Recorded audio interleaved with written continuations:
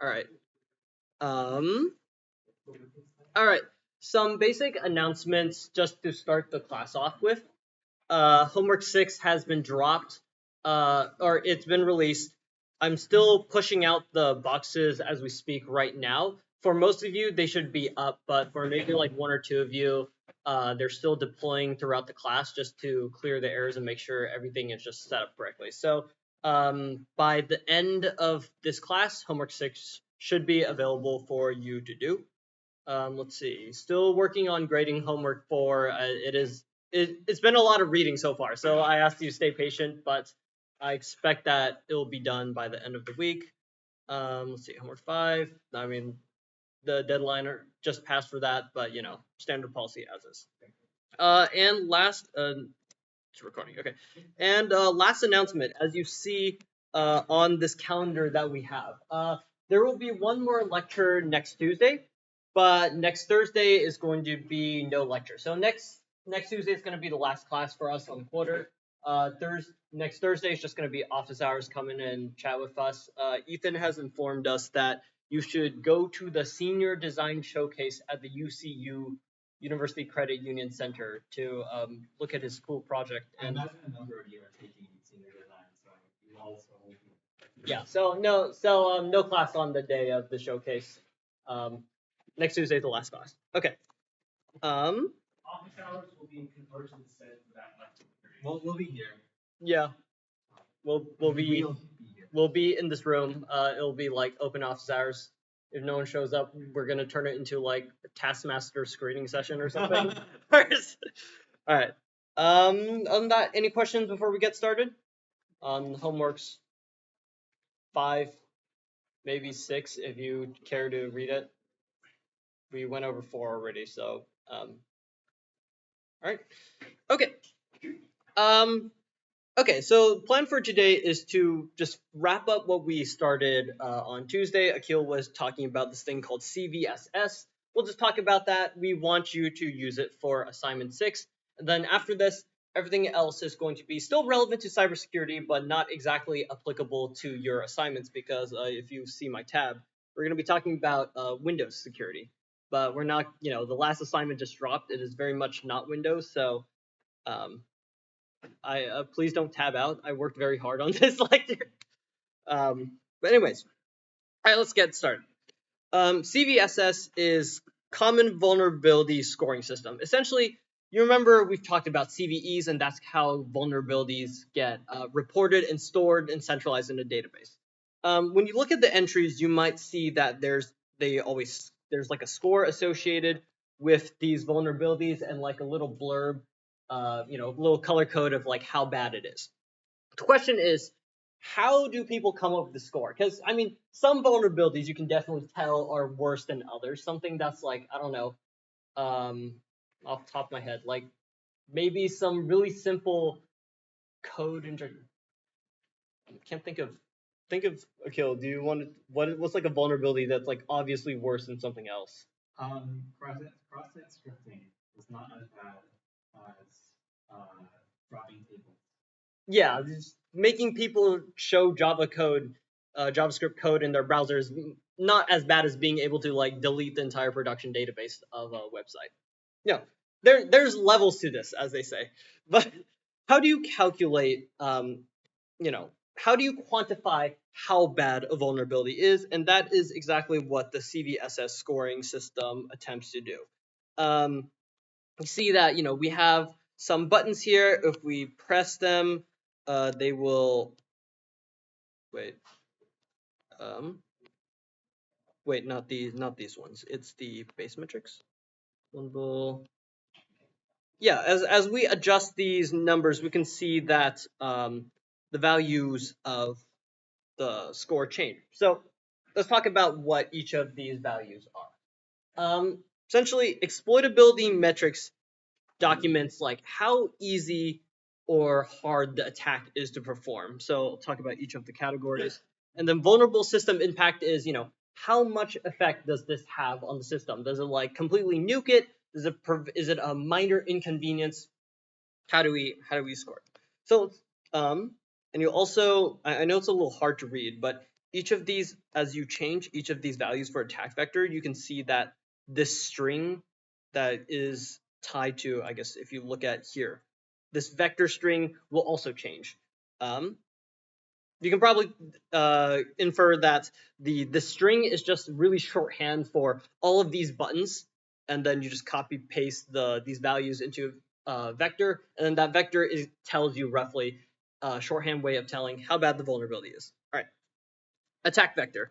Actually, if you hover over each of these categories, you'll get a little explanation. So I'll kind of talk through them. Attack vector is roughly how much access do you need to get at it? You know, say network is the worst and physical is the least.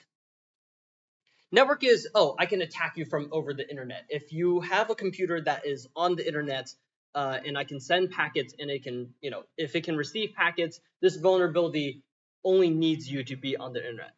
On the other side, physical is something like I have to actually have access to a computer. So say, I don't know, one of the vulnerabilities you did for assignment 4, let's say, I don't know, the SSH key being in Git.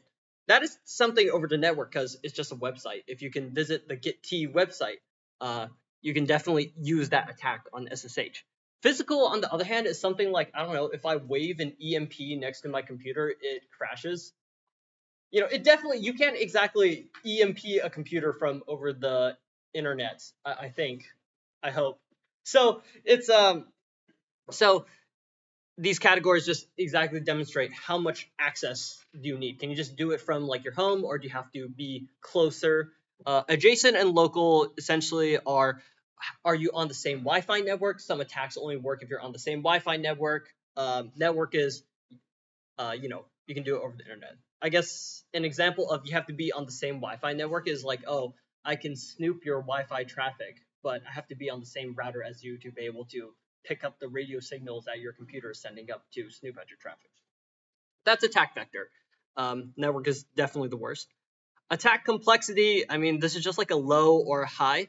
It's like a brief description over here, but in summary, low just means attacker doesn't have to do very specific steps. It's like, I guess, describing roughly like a race condition. Race conditions, like, oh, you have to try. Maybe you get it once every 100 times, but it's not that repeatable. Low is it's very repeatable. You run the exploit.py or exe or whatever payload, and it just works. High means you need some kind of, it's a little more complicated. So I don't know. Can everyone?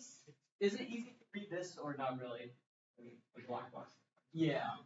I don't know. I don't know if I can zoom in on full tip. So magnifier. Magnifier. Wait, this is.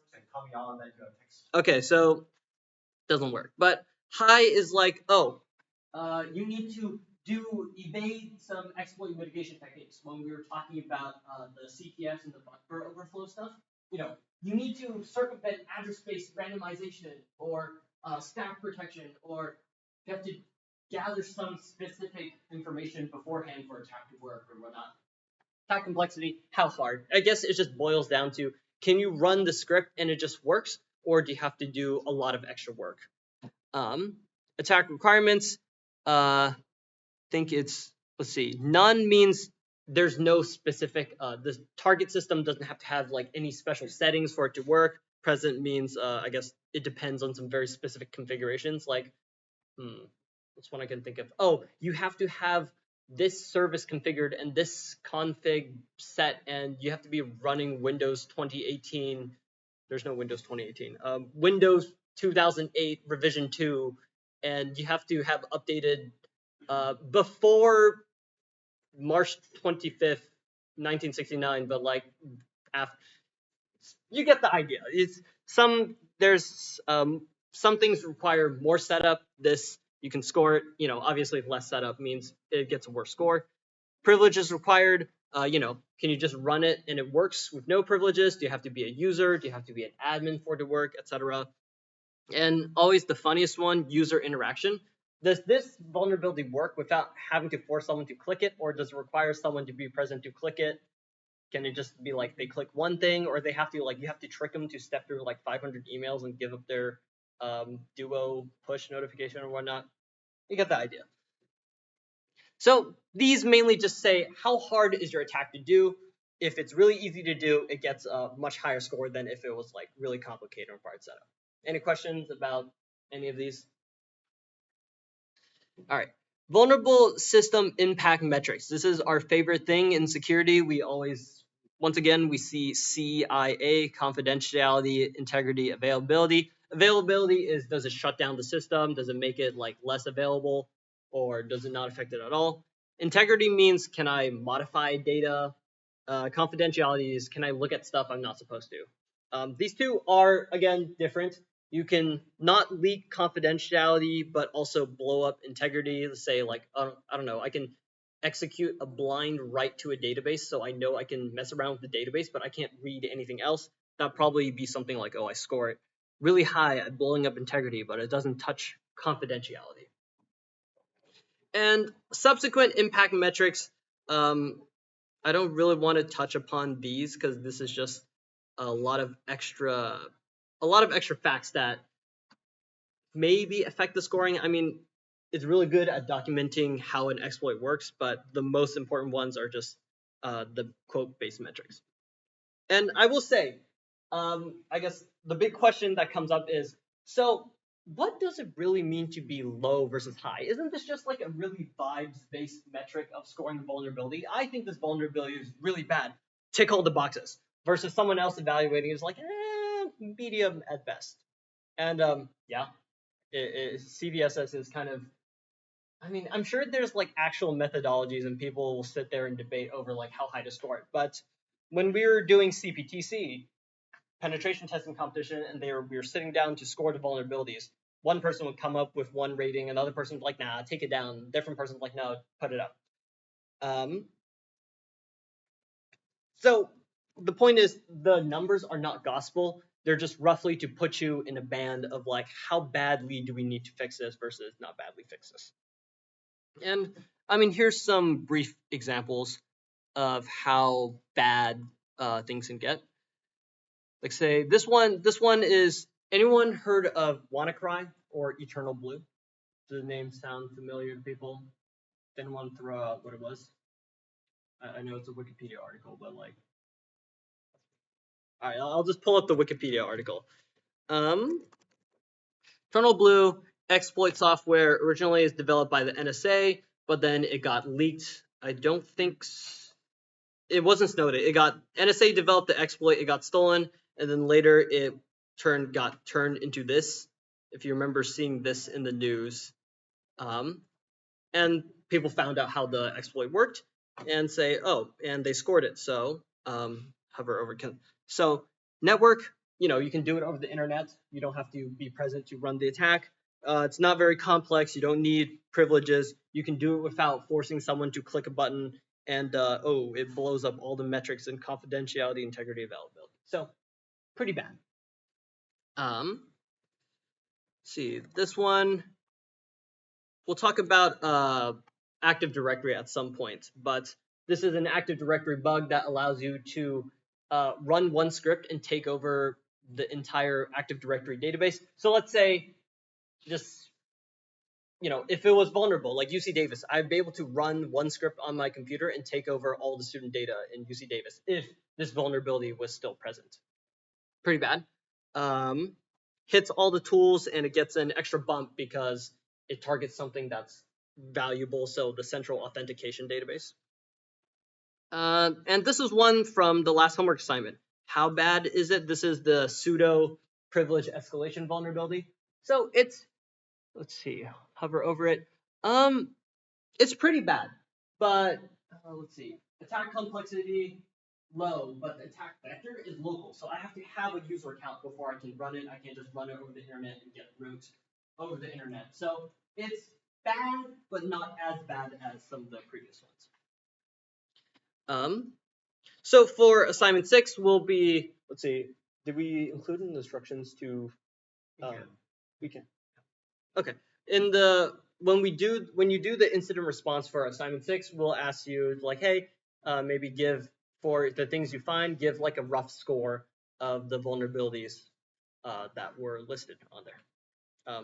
More instructions will be coming out, but we're not going to grade too strictly like, oh, this has to be a critical, this has to be a high. Just give us an analysis and tell us why you think it. That's pretty much it. All right. Any questions about CVSS? Cool. All right. All right, now we talk into the stuff that won't be required to your homework. Class dismissed. No, I'm kidding.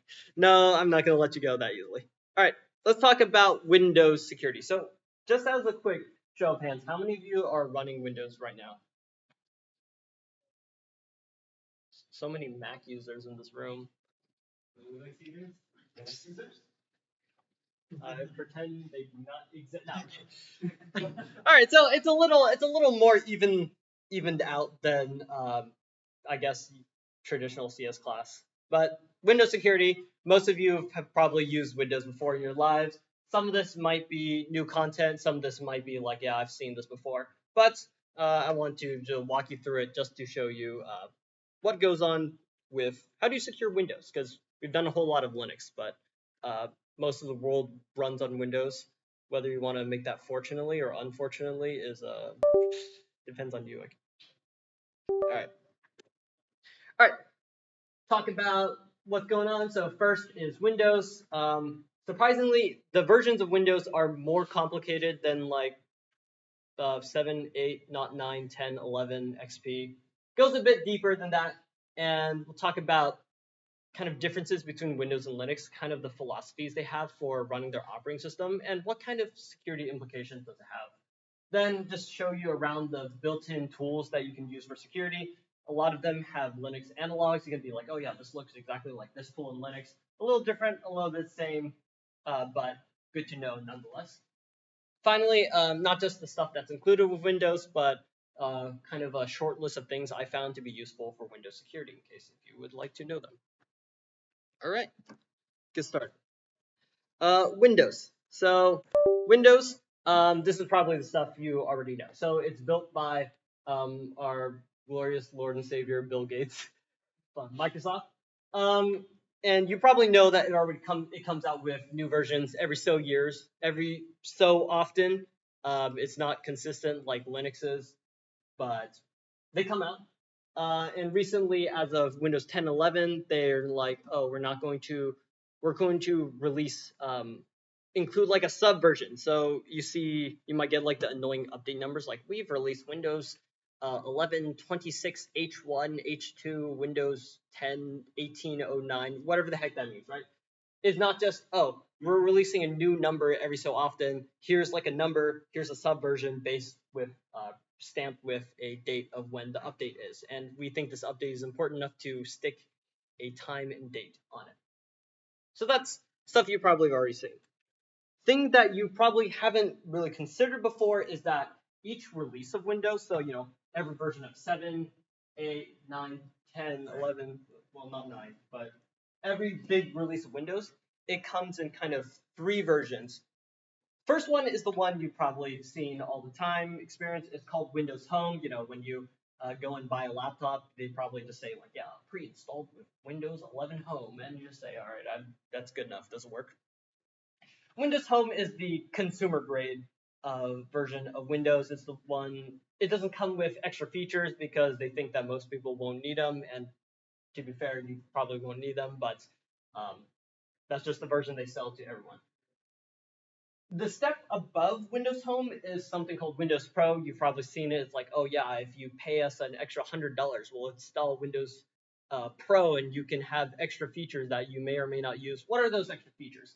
Well, those extra features are mainly meant for businesses. They're extra security tools. Oh, you had a question? Do they have enterprise as well? I kind of wrap enterprise into the same vein as Pro. Okay. Because it's just Windows Home, but then they slap extra security tools like, oh, you can put extra security policies. It's easier to manage users, or you can create Windows without having to set up a Microsoft account, which is killing me. But there's that. So it's essentially Home, but with extra features that are meant for businesses when you're assuming you have like 10 or so of those laptops and you need to run certain things. And then finally, it's Windows Server. So Windows Server is very distinct from Home and Pro because they aren't numbered like like the Windows you're used to. They're numbered by year. They're mainly dedicated as you expect to running services, so you can run like a web server off of it, you can run a file share server off of it. It's mainly meant for server use. Linux is, you have it, you can make it. It doesn't really matter if it's a server version or not. Windows, they're like, oh, if you want to run services, run the server version of our operating system, you have to pay extra, quote. And of course, they treat it a little differently than the Windows Home and Pro. I don't know if I want to close the window. Is the noise fine? It's whatever. All right, whatever.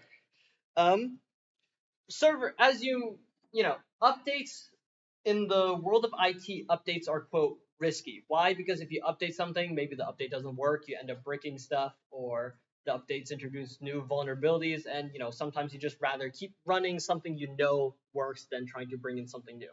So go ahead. Updating compatibility of previous version of something. Like if you have a game or a program that runs in this version of Windows, then you gotta have like a compatibility move to actually get that one. That is true. I'll touch upon that in like the next slide, but there is a very strong IT is like, I know security is like you gotta keep updating to make sure you have the latest software. When you're running servers for, like if you're AWS or something, and you have to run something with like 5 nines of reliability, we only have 5 seconds of computer downtime per year. You really don't like updating because updating introduces risk, and it's like, oh, what if we update and end up bricking our systems like CrowdStrike? So server, they update a bit slower than your normal home and pro versions because they're like, we care about reliability more than maybe some having like the freshest features. There's a number of features that are in pro that aren't in home, but I couldn't find a really good graph. I pulled this off of the Microsoft website, but as you know, standard marketing. Guys, look, Windows Home has so many features that Windows Pro is only one extra feature. This totally is worth $100. Or Windows Home is such a good deal compared to Pro. I couldn't find a comprehensive graph to tell you all the different features, but know that Pro is like kind of a step above Home and meant for more business use cases. Until last year, they added the Hyper-V thing for Windows Home. They didn't have it for like. True. Yeah, Hyper-V, but no Hyper-V. Hyper-V is like Microsoft's own VM thing, but you could always run like VMware or VirtualBox. Yeah, but like for Docker, against like running Docker for desktop, it was an issue until like a year and a half. They added it for the last update. Maybe. Because I remember when I took 36C, they asked us to do it, and I had Windows Home. I had to add another batch file to actually activate it. Oh, interesting. Then they included it in the update. Interesting. Cool fact now. For Windows 11 Enterprise, apparently TPM chips are like optional, and that it does not include Copilot recalls and other AI culture features. Meaning that Windows 11 Enterprise 2024 version is actually usable. No AI Windows. Oh man, I really need one. Did you know you can get free Windows licenses through your UC Davis account? I might show that bit later, but these are rough things. Okay, okay, let's talk about Windows design quote philosophy. This is backwards compatibility. Windows as an operating system, first and foremost, is secure. Oh. Yeah, that's yeah. The thing with Windows that you kind of tend to get is Microsoft wants it to be first and foremost usable out of the box, right? Linux. I don't know how many of you have like gone through the process of installing Linux, but you've probably seen the meme. It's like Linux users trying to install an operating system. It's like that scene of like the hackers typing and whatnot. Yeah, Windows is meant to be as easy to use out of the box, which means it. Go ahead. Let's install Linux and install Windows. That's the propaganda they're trying to do. I'm trying to remember how many clicks it took to install Windows Server, but I can't even connect. I have to connect to internet to install Windows. Yeah, I have to create a Microsoft account. That is true. yeah, that is true. Maybe cross that one off the list too. Well, I mean, usable as if you're willing to hand over your privacy and like you don't care, just like click through the steps. Software will generally just work on Windows. That's Complicated if you don't want to put your Microsoft account. yeah, it's more complicated if you don't want to surrender your privacy to Microsoft, but that's a debate for a different day. Anyway, Windows is first and foremost meant to be usable out of the box, which means old programs can run on newer systems. We talked about before, like there's compatibility modes, right? I don't know if you touched upon this in your classes, but you know, if you there's I guess quote back in the day, if you updated your operating system, all of your programs you wrote on it would break because all the libraries and compilation syscalls or whatever, all the underlying stuff got changed, and suddenly um, it was a miracle that your old software could work on your new computer. But Windows, first and foremost, they're like, we want to make sure old software can work on newer computers, so that's why they have compatibility modes all the way going back to Windows 95. Yes. I don't know how good it will run, but it will probably run. I'm sure work for 32 bits games, which are Mm, DOS and all of them, true. whatever you want to call it, but it's terrible if you want to do any advanced ones. It's just gonna break. Oh, I see.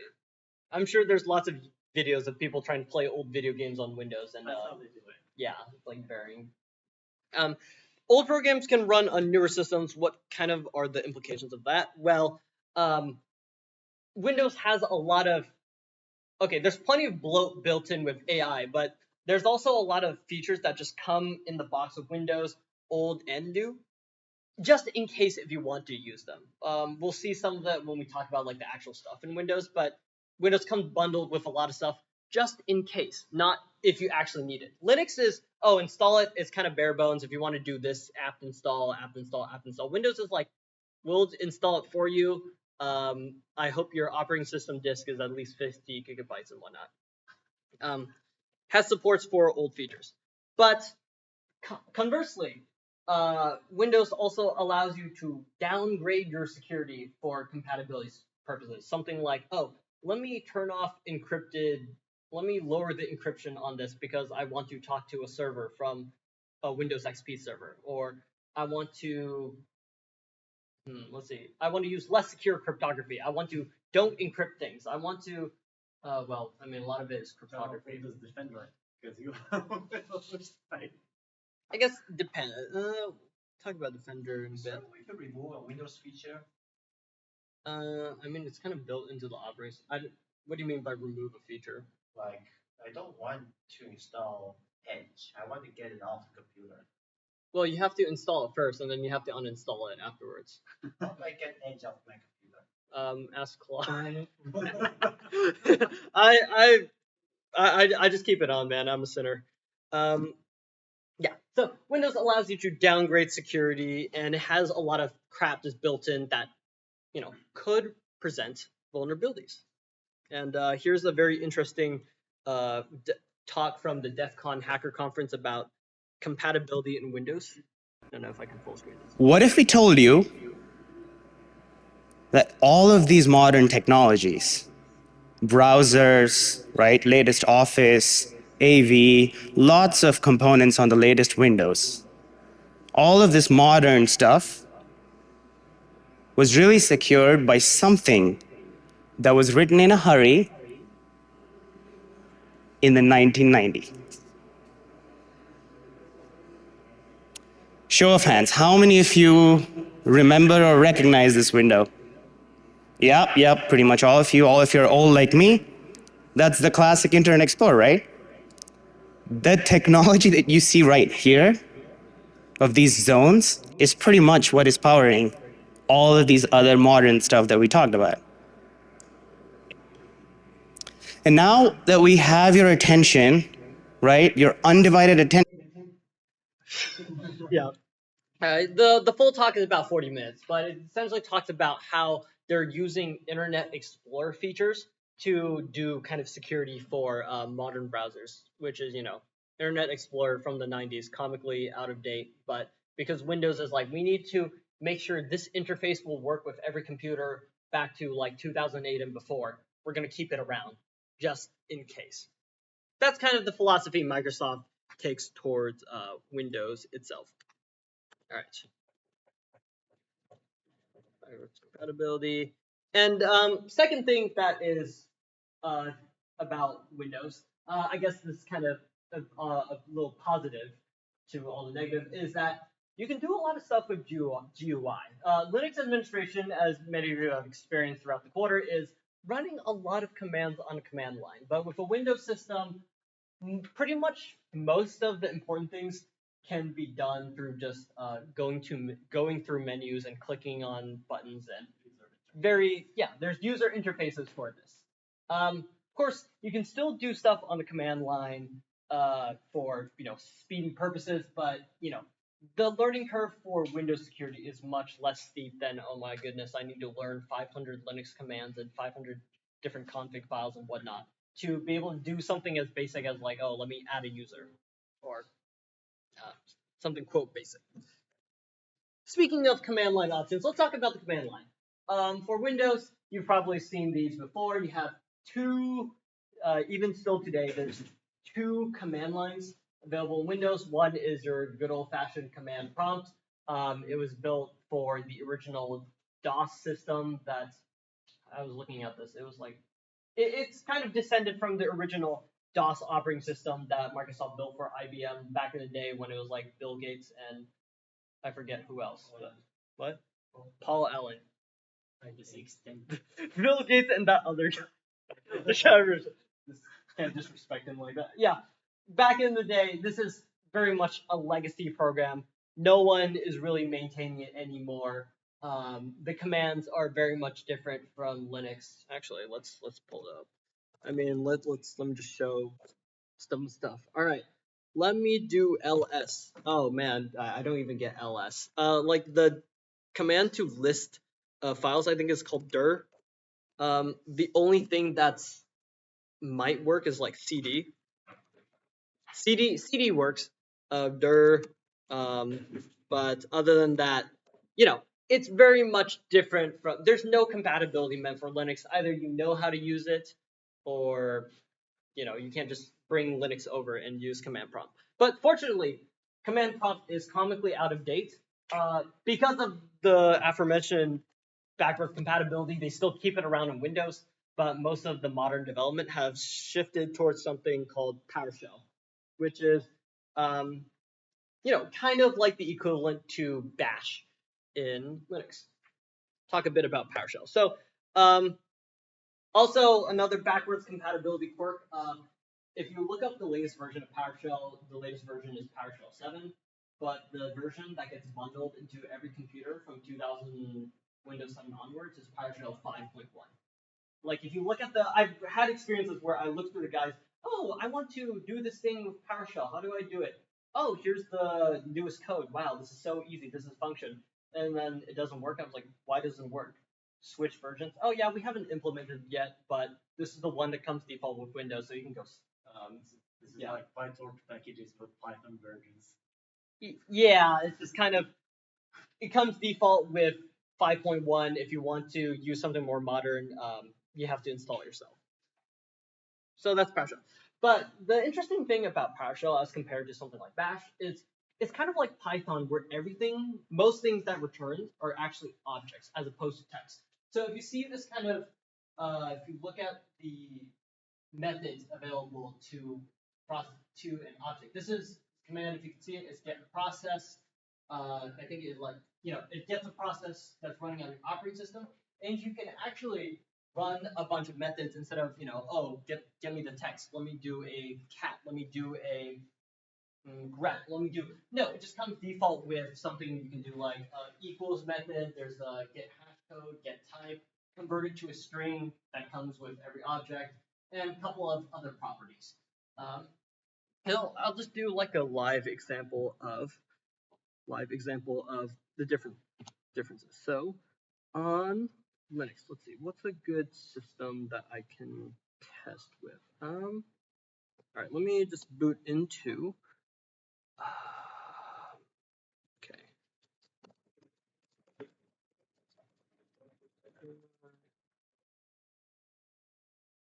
Okay. Let me see if it's still up. Okay, this is the homework 4 box. Tab still up. If I wanted to grab all the users on the want to get all the users in the computer, there's a file for that in Linux. You just cat the file and then you just redirect it. So I think cut. Let me see if I can read the file. Let's see. Cut. Oh, -D. And this is just like an easy way of returning users. But if you remember how the cut command works, it kind of casts the file, it splits it by the colons, and then it grabs the first field. So this is inherently a text-based method because you're just getting some text, you're doing some string manipulation to modify get a desired result, and then you have to, and that's how you get the result. And then, it can get very complicated with like regexes, awk, all that fun stuff we talked about in the second week of the class.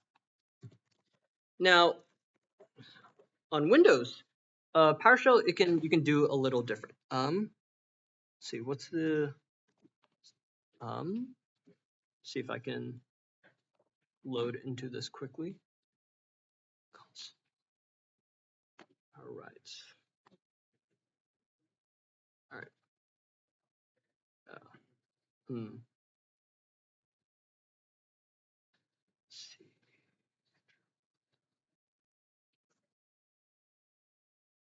Think, yep, okay, this works. It's a little rough right now, but this is a server. I have a bunch of users on it. Let me just run the command get Active Directory user. Actually, let me zoom in. I realize. Oh, it's shift. Okay, well, this. Can I zoom in? See if I can. See if there's an easy. For those of you in the back, is it easily visible or no? Can you see? No. I don't want to bring out the magnifier because it's gonna explode. But I'm not sure how to zoom in on. Actually. Yeah. Let me. Oh, I can. This will work. Font. Control scroll.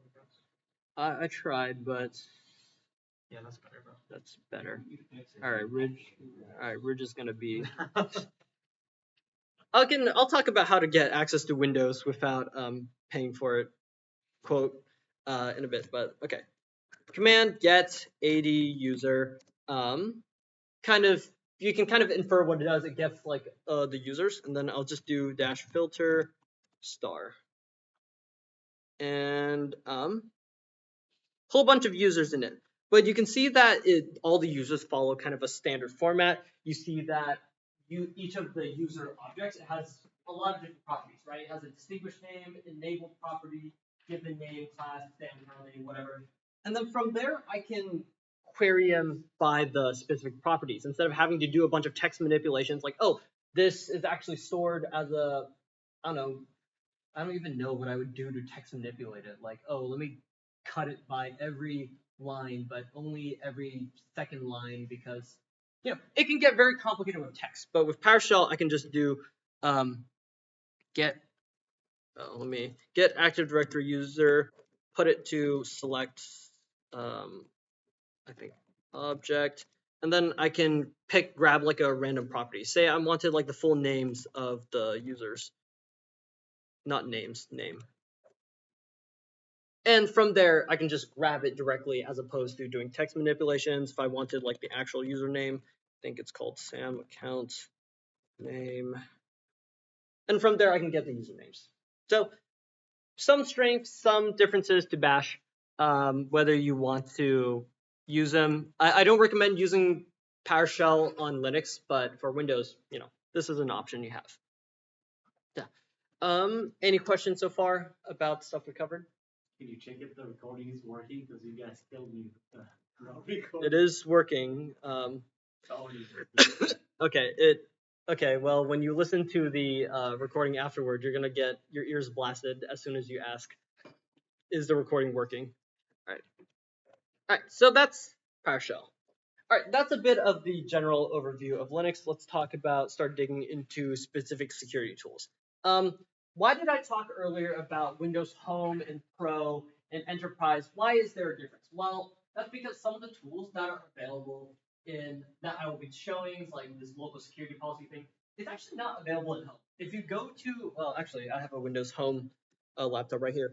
If I go to local security policy, it just straight up doesn't exist. I don't have that option because, well, Windows Home doesn't do security policies. They say just don't install malware and run Defender and, I don't know, install Copilot or something. Oh, I run Malwarebytes, not sponsored. I think I've seen anybody that likes McAfee. I don't think anyone does, but, sponsorship deals go crazy. Anyway, so some of these tools will not show up in Home, only in Pro, Enterprise, or Educational editions. You know what? This is a good segue to show you how you can get your hands on these versions. So you may know that if you want to install Linux, you go to whatever distribution website you want, and you grab a .iso file. It's like the disk USB and that you plug in, and you can run the installer, right? Linux. Let's do Ubuntu ISO. Down. Of the operating system. What's up? Image of the operating system, basically. Yeah, it's the disk image of the operating system. You can just download it here, and it just works. This is the full operating system. Windows, unfortunately, they want you to pay licenses, but if you want to test out how to use the server operating systems, I cannot guarantee anything for Home, but Windows Server ISO. And there's a very, I guess, quote, generous thing that Microsoft has done is they have a thing called Evaluation Center where you can download. Oh, actually, can you install Okay. If you want to just grab a copy of Windows for you to test, it's kind of stupid if they just said, please give us $100 for every Windows you want to, even if it's like a temporary lab you want to set up. What Microsoft has done is they allow you to download ISOs for their enterprise grade software. So, Windows Enterprise OS, Windows Server, all of these various things. You get the ISOs. They are, quote, temporary, but they're like, please don't pirate it and use it for life. But they make it available. You can use it to test out things. Actually, Windows rearm. So you might have seen earlier, I don't know, yeah, it's still here. You might have seen in the corner, there's like a little timer. When you download the evaluation version, it's licensed valid for, quote, 102 days. So it starts off at 180 days, but you can actually run this command rearm to extend it up to, I think, 6 times. So you can use the evaluation images for up to 3 years. I don't think you've used Windows for that long. Yeah, it's not meant for it to replace like you buying an actual Windows license, which I will not tell you how to use Windows without getting a license. So you could just go find a YouTube script that just takes it away too. I will say be careful with random YouTube scripts because people have done phishing attacks where it's like how to activate Windows for free and then it installs malware on your computer. Is just to take the message. I did not say activate. It's still the same. You just take off the. That is true. You can. It's not activated, but you can take off the text. Windows piracy is not a focus of this class, but anyway. Evaluation versions, you can essentially, if you just want to spin up a Windows lab, you can download one of these and set it up like I have done right here, and you can extend the evaluation a couple of times, but I find that for when I'm just like messing around with things, I'm not going to keep it for really long periods of time. So that's the thing that happens. Best way to get a visit from the federal office is like you ask Gemini how to do this. All right. I guess one more thing is when you're, the previous exploits I've talked about, right? Zero, logon, CVE. these are vulnerabilities that are from 2020. They get patched immediately. Well, quote immediately. What if I want to set up a lab to practice these vulnerabilities? Because I want to install an old version of Windows that has it not patched. Well, okay, let's go to the Microsoft site. Microsoft, I think Server 2019 ISO. And what happens is that when you download these unfortunately these are best practices VMs. They come with the vulnerabilities already patched. Microsoft is understandably not going to say let's let people install Windows Server that's like comically vulnerable. So another good source of these ISOs. Okay, we're doing good on time. Any questions about obtaining Windows disk images? Oh, actually, wait. Last one. You said you do one with, or you see that it's like down. Yes, actually. I think, yeah. If you go to Microsoft Azure, you can, let's see. If you go through Microsoft Azure, the school actually has, because of Microsoft for Education, you can actually obtain Windows licenses through this. So education software. This might fail. Wait. I'll do. I'll do this offline. But essentially, if you fill out this, it will give you access to. You can download. And get licenses. Like they will actually have the full license key written. You can get licenses for various versions of Windows software. So like Windows for Education, which is probably better than your default Windows Home because it strips out the AI, I think, and whatnot. Yeah, please use this to your fullest content. All right. Okay. After all that, any questions about how to get your hands on Windows, other than buying a computer from the store? All right. How to hack the old Windows? That's the next step. Yeah, that will maybe at some point. Okay. Get rid of the ads on the phones.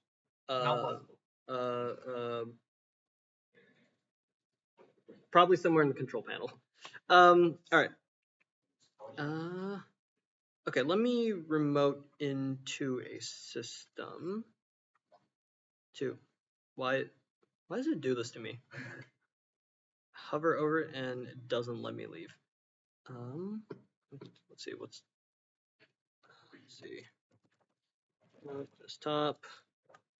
1 and 2. This is a thing that comes with all of your Windows installations. Is remote desktop is like a Microsoft protocol for logging in for. You remember you saw VNC for Linux. RDP is the one for Windows. So I think it's just yes. All right, it works decently well. Just like servers you set up before? Or? Yeah, this is stuff running on the club lab for practice purposes. All right, let's walk through some of these things. So first step is let's see.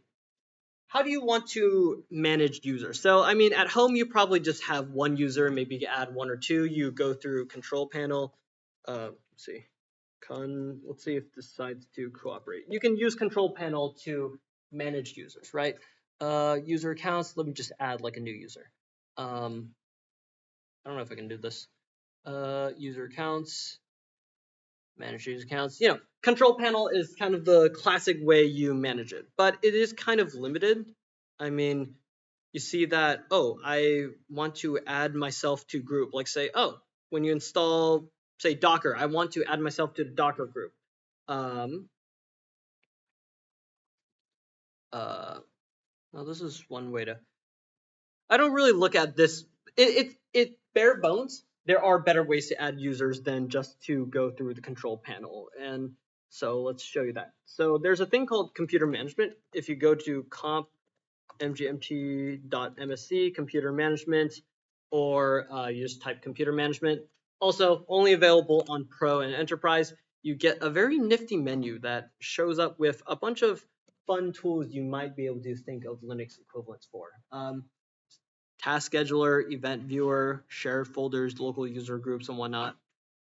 Let's just start going through them in order. All right, task scheduler. Someone call out what the Linux equivalent is. Cron, exactly. Instead of having to remember some obscure name, you can just look up task scheduler, and this contains all the running tasks in your Windows computer. You can make new ones, you can delete new ones. If you want to malware, you want to troll your friends, you put something in here and let it run. Of course, another thing with, again, back to the Windows philosophy, is that we want you to have all the features you might need, so you'll never need to create them yourself. You might remember that on a default Linux system, there's nothing in cron. On Windows, Microsoft has done a nice job of just filling it out with you with a bunch of things you may or may not need. Let's see, I think have not expired. I think this is like the one that updates run. I think no, it's not. I was about to say this is the Windows Update one, but it's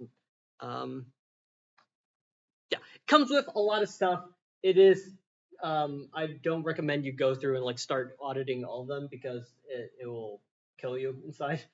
She was like, do I need this? I hate to hand wave security, say you can just like leave it, but You can see how many folders there are. yeah, actually, yeah, I mean it pretty much Windows uses this to handle every single task that might run periodically for it. Like, I have no idea what a spaceport is, but it looks very interesting. Why does it have two different tasks that run? I don't know, but Windows just does that. That all I need to figure out. Yeah, go and dig in and figure it out, but I'm not gonna look too hard at it. So periodic tasks, your cron, that's in computer management. We can set different triggers for when events run. You can have it run at like specific times with cron, or you can do more special things. It's like when Windows events occur, they have like a little ID associated with them. You can set a trigger on event ID, like, I don't know, trigger on computer crash, run this thing, and whatnot. The worst thing that is when they introduced that you could drag the lower bar to the side or something. That took me like a long time to figure out how to put it back. Oh, no. Oh, like when you do, I don't know.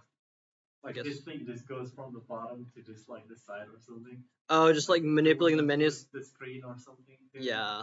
I don't know if they have shortcuts for them, but like the problem is if you press the shortcut and you don't know it's a shortcut, you're screwed. Yeah. I mean, at that point, I just close it and reopen it, and hopefully it comes back, but such is life.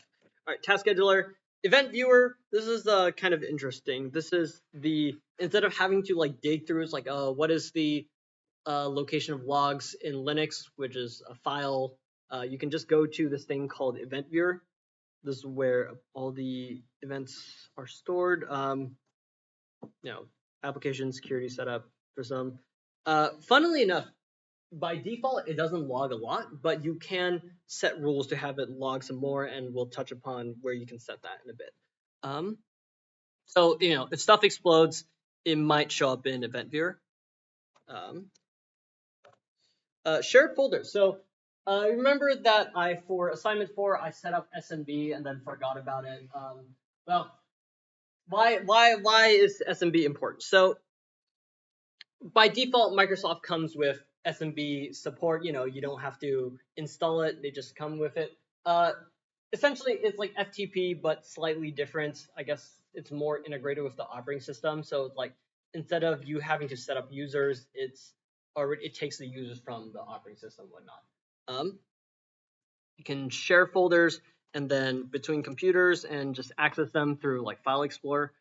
By default, for some reason, you will always have these 3 shares. I think you can turn them off, but classic Windows. Always, these will always show up. Why couldn't it just be don't share anything from the start? Compatibility, they say. Yeah. But because of the $sign at the end, they're what known as hidden shares. So if you just go and like SMB connect to the computer, it won't list them by default. They exist. I think IPC is like, I don't want to say inter-process communication, but yeah, it is. But I mean, do I want to share a folder? I mean, you probably get the idea. You can just share folders, make them available for people to access right out of the box. If you see any funny shares, you should see what's being shared and see if you want to turn it off or not.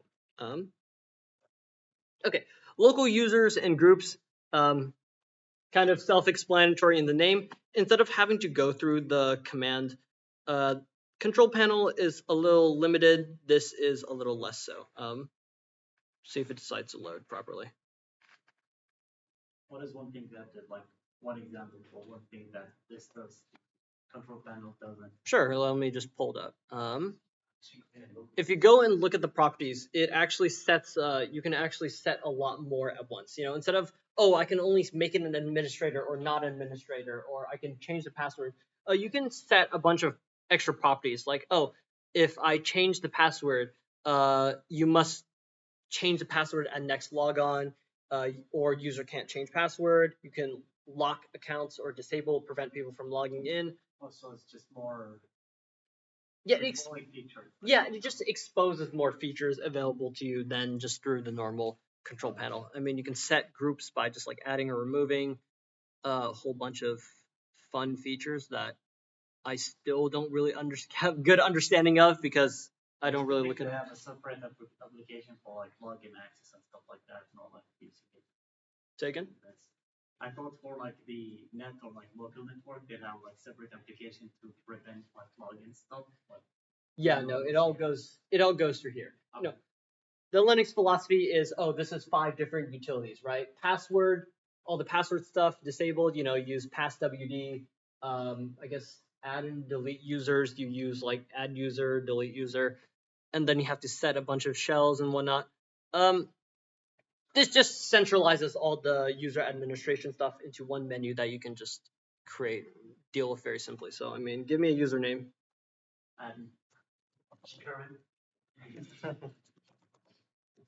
Admin password G Kerman. Hopefully I don't forget about this in 6 months' time. And, there, we just created a new user. Again, you can run it through the command line, but, having a menu to work through it is fairly intuitive and not as painful to deal with. And then for groups, click on it. You can manage group either by going to the users and like adding or removing, or you can be like, oh, I want to add, admin to admin, and then you see here. All right. Users, device manager. I guess if your computer explodes, you can see what exactly exploded. You can enable and disable stuff, and actually, yeah, I'll just do it for my local computer because the hardware is much more interesting than it was before. Whoa, it's the exact same screenshot as before. That's crazy. Fairly self-explanatory, but a fun utility that might be useful outside of security is something called MS-Info. If you want to know, like, I don't know, if you want to brag to people on the internet how cool your computer is, you can pull up like what version of operating system you have, how much RAM you have, what graphics card you're running and whatnot. All that fun stuff, just centralized through a menu. See if fast, well, yeah, but we're not running Linux, are we? No more. I don't know. We're not on the Arch Linux subreddit. I can't be like, yo, guys, check out my new Windows computer, and then post like the most boring screenshot ever. Show them Windows Millennium. We do that. Sure, if I use Windows XP, maybe. I'll be honest. I'm still struggling with it. Like, okay, we'll do a quick detour about like how do I get rid of OneDrive? The answer is you don't. I don't know. I mean, I had to do a big workaround. Like when I first installed my computer, I made a documents folder. I had to unpin the OneDrive version and pin this local folder because of stuff. My desktop, I just did not even sign up for it. I just took it off. Yeah, but by default, isn't it by default, like, whenever you put stuff in there, it's still, like... I don't have my Microsoft account in my Windows completely. I mean, I don't either, but I don't know. I don't know. The moral of the story is Windows 11 pain. Use Linux ? Such is life. All right. Device manager. All right. Let's talk about the meat and bones of what Windows security. What I believe most of it involves is something called local security policy. As with most of the stuff we've seen before, Microsoft really loves putting things in one place for you to examine instead of having to run between like 3 different pieces of software and touching the files of them. You can just go through here and deal with it. So, I mean, account policy, password and lockout policy. Normally, I think on Linux it's PAM, right? We talked about PAM. What, last week? This week? This week. We talked about PAM, right? You can set password policies. You can set what modules, what's approve or deny. Windows, it's kind of straightforward-ish. They tell you clearly what the rules are. If you double click on these, they will explain to you what these rules exactly mean, whatnot, and you can just modify them here. These are like password stuff. Audit, if you want to turn on more auditing in your event log, if you want it to fill up faster, you just turn stuff on and off here.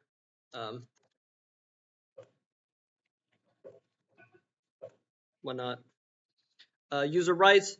I'm not sure how exactly this is done on Linux, but on Windows, I know you can assign specific groups specific privileges, and sometimes you can make it contradictory. Like, actually, let's see what's like the funniest one. I think, can I remove the allow log on through remote desktop? Say again? Brick the system. No, you can't brick your system through messing around with these things, but you can make it very confusingly and very grep. Sorry. Yeah. Hold up. I think this is a search icon. No, it's not. Help. Export list. I'll be honest. It is not very ergonomic. It is kind of hard to search for things you want. Alphabetical, A, B, C, D, whatever, the order. Yeah, this is in alphabetical order. So, I mean, you can sort it, there's a menu column, you sort it up and down. You can do very funny things through these user rules, such as, allow logon through remote desktop. Let me remove the remote desktop users from being able to log in through remote desktop. And now the remote desktop users can't log on remotely anymore. The point is the group names in Windows are separate from the actual rights. You can assign a custom set of rights here. I wouldn't say spend a lot of time looking at everything individually, but things you can do. Finally, security options. These are also a bunch of random category mismatch of rules you can do. But I mean, you can have stuff like the classic interactive logon, do not require Control-Alt-Delete. So, when you log on to Windows computer, especially the ones on like businesses and school, they require you to press Control-Alt-Delete before you can type the password. Where's that set? You go to security policy, you tick the box. Note that this says do not require Control-Alt-Delete. You disable do not, so you can make it do Control-Alt-Delete. And there's that. And you can also set a bunch of like, what kind of encryption do I want to use for logon? I think this is like, message tech for users attempting to log on. I don't know, do not log on. This is going to be a very, very nasty surprise when I come back to this in 6 months. But if you have green hand, that would be better. You know what? I'm going to do that. This, you have been shiny. This is going to scare me. I'm just setting up jump scares. Hunters was here. All right. Okay, I don't know. So, random rules. No, I was saying the next time you see this is like, this is acknowledged. But yeah, it's a bunch of random rules you can set. In the security policy, normally on Linux, the approach is you go around to the different services and modules in charge of it. But in Windows, you can just run to a centralized place and deal with it. All right. All right, Windows updates. Windows updates, most of the time you can download them, but if any case you want people to not download Windows updates, you can actually set it through the security policies. So local security policy, I was actually trolling you the entire time. These are not all the security rules that are present in Windows. If you go to, I think, let's see, edit group policy. So all of these policies are centralized. In general, they're called like group policy. Local security policy is just a subset of them. See if I can pull it up. So I think it's under Windows settings. And you know, security settings, the logo, if you can see it closely, it looks a little familiar. It's all the fun things we had in local security policy, but group policy is actually all the rules. So I think this one you can actually search. If I remember how to do it. I think, can I just go to all settings?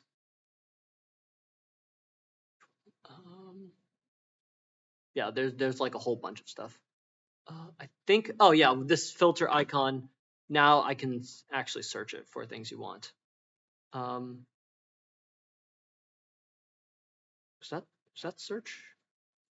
Trying to remember. There's a way to search. Oh, I'm trying to remember where the search button is, but such is life. And then I think, I guess it's like, can I figure out how to find the update?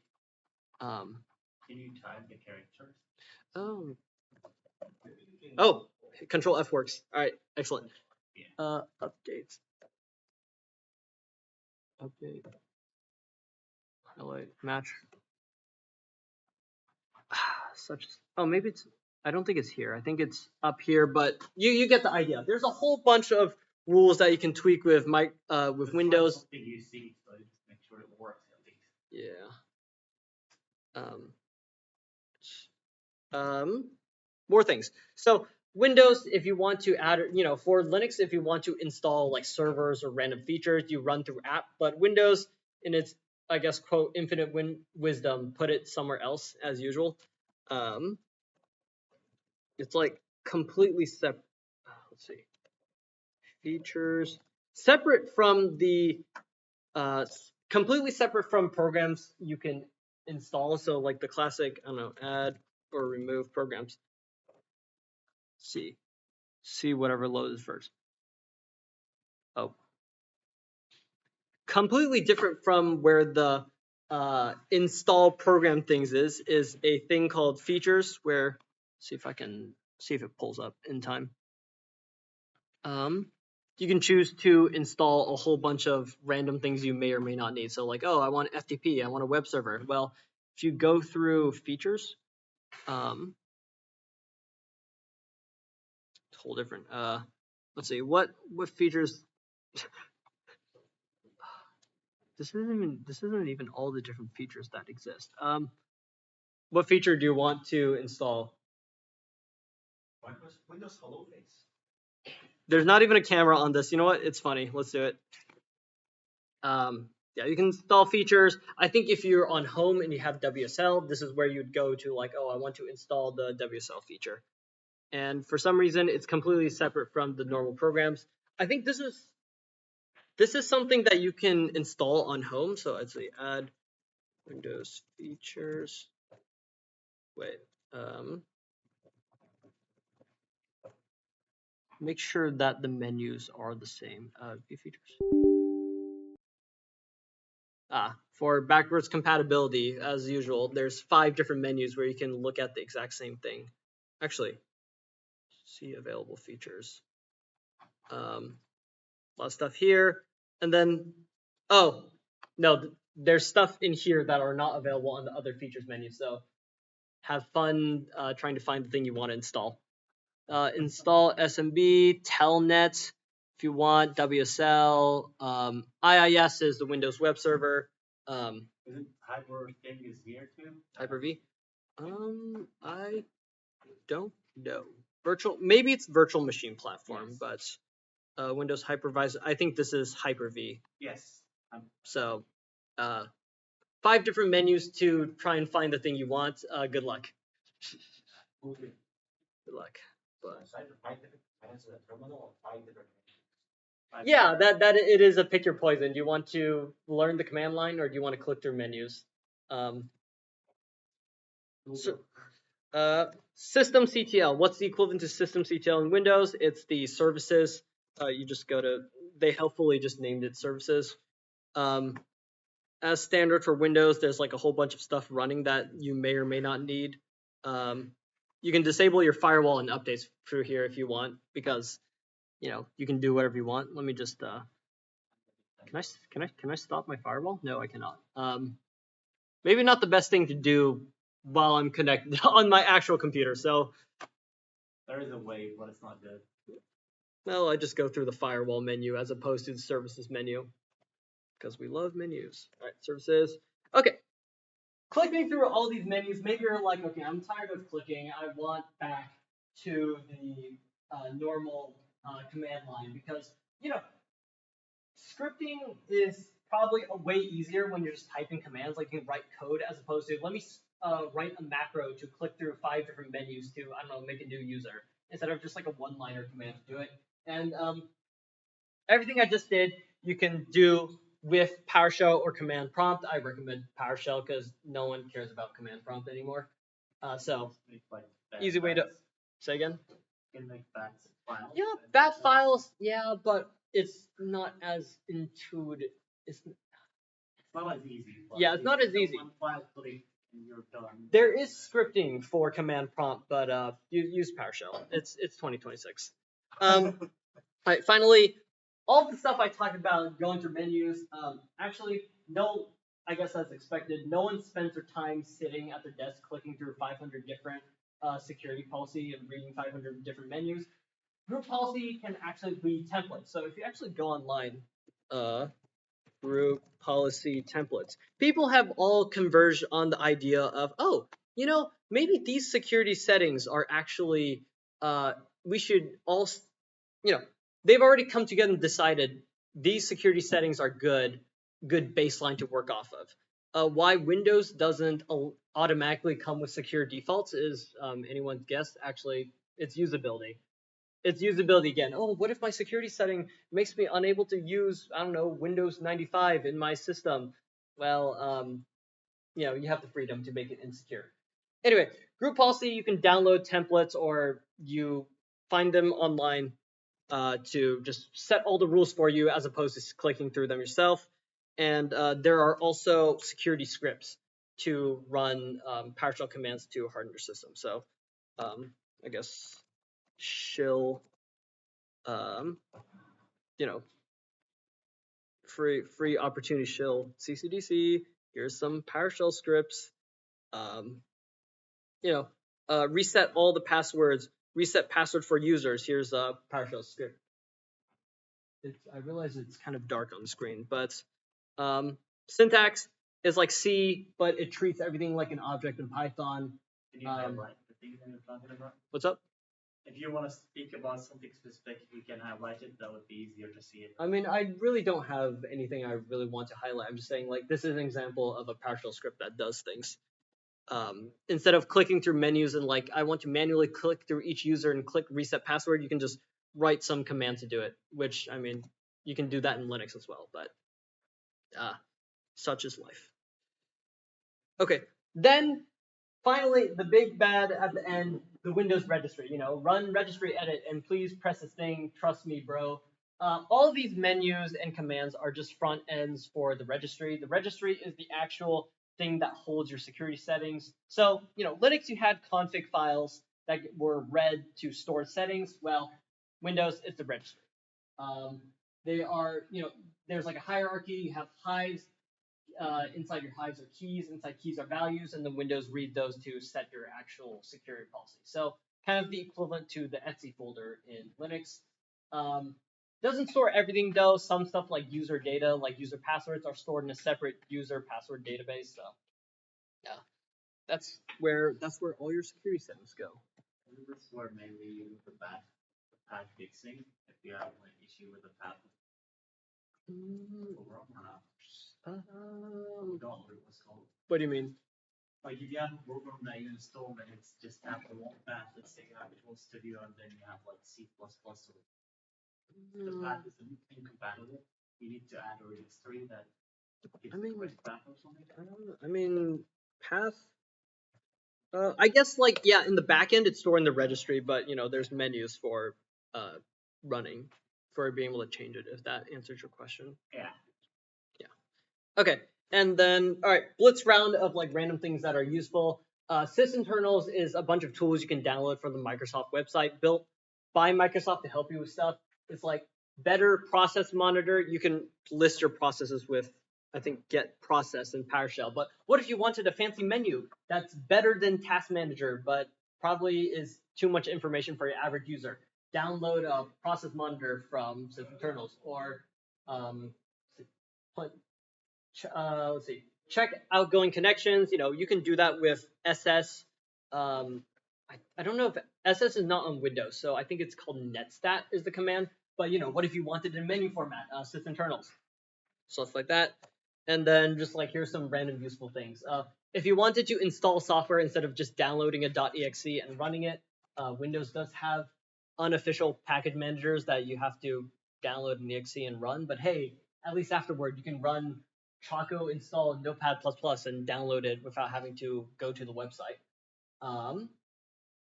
Everything is something that I really like to use for finding files in my everyday life. So you might have, if you search for files in File Explorer, it's comically slow.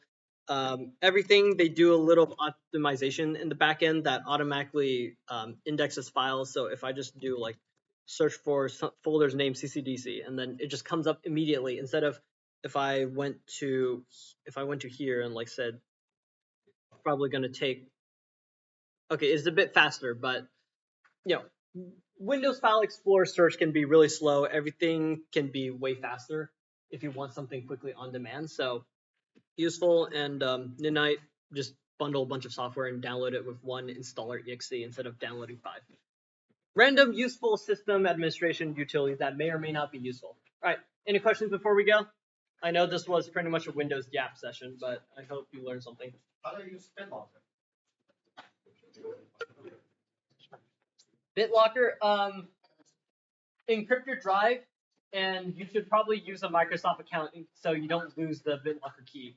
Microsoft also keeps the BitLocker key API. Should have bought the Enterprise Edition, man. I don't know.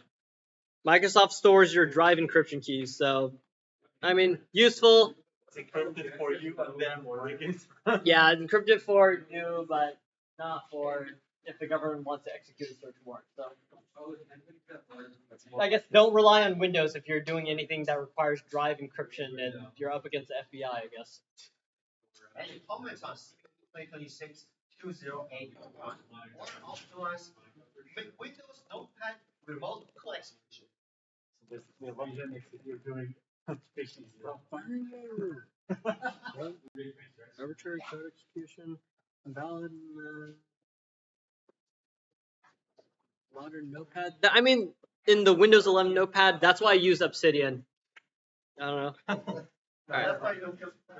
right. Thanks for watching, y'all.